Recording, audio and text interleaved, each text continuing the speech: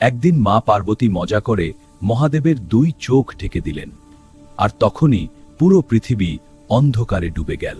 সেই অন্ধকার মুহূর্তে শিবের শরীর থেকে পড়া 1 ফোঁটা ঘাম থেকে জন্ম নিল এক অদ্ভুত শিশু, তার নাম অন্ধক। এই শিশুকে লালন পালন করলেন অসুর রাজা হিরণ্যাক্ষ।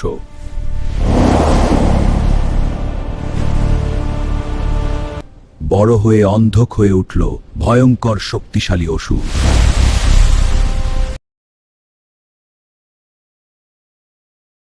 শক্তির অহংকারে অন্ধক এমন পাপ চিন্তা করল, সে মা পার্বতীকে নিজের করে নিতে চাইল।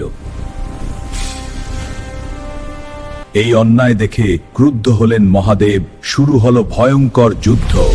শেষে শিবের ত্রিশূলের আঘাতে অন্ধক পরাজিত হল। শেষ মুহূর্তে অন্ধগ্নের ভুল বুঝে মহাদেবের কাছে ক্ষমা চাইল, আর দয়ালু মহাতে স্থানদিমন দিলেন। বলো ওম নমঃ শিবায়।